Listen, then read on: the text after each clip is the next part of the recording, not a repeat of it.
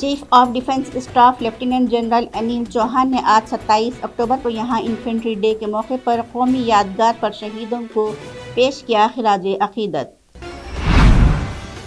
مرکزی وزیر دفاع راجناتھ سنگھ نے پاکستان کو ہدف تنقید بناتے ہوئے کہا کہ بھارت پاکستان کے زیر قبضہ کشمیر کو واپس لانے کے متعلق پارلیمنٹ میں منظور کی گئی 1994 کی قرارداد کو نافذ کرنے کے لیے ہے پرعزم۔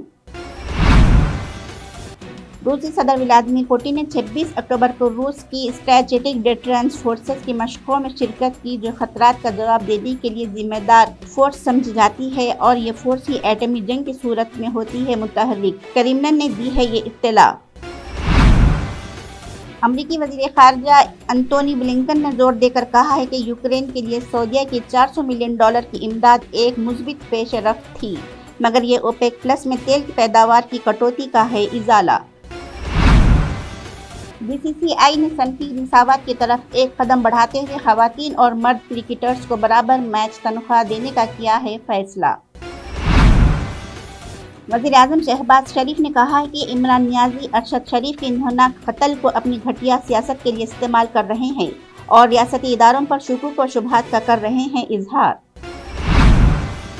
صدر دروپدی مرمو نے جمعرات کو سابق صدر کے آر نارائنن کو ان کی یوم پیدائش پر پیش کیا خراج عقیدت۔ سماجوادی پارٹی کے قداور لیڈر اور رامپور سے ممبر اسمبلی اعظم خان کی سیاسی اننگز کے لیے 27 اکتوبر کا دن انتہائی رہا اہم۔ رامپور کے M P M L A court نے اعظم خان کو آئی پی سی کی 3 دفعات کے تحت قصوروار قرار دیا۔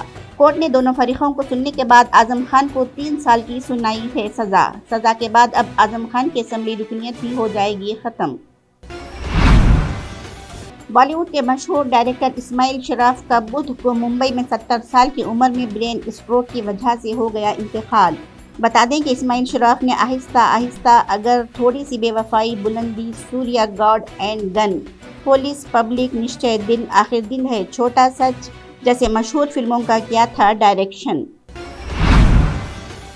آئی S I chief lieutenant general Nadeem Anjum نے کہا کہ فوج کو غیر جانبدار اور حیوان کہا گیا کیونکہ انہوں نے غیر قانونی فیصلے کا حصہ بننے سے کر دیا تھا انکار۔ آئی ایس آئی چیف نے یہ بھی کہا کہ اگر کمانڈر ان چیف غدار تھا تو ماضی میں ان کی بے پناہ کیوں کی گئی تھی تعریف اور ان کی مدت ملازمت میں کیوں کرنا چاہتے تھے توسیع۔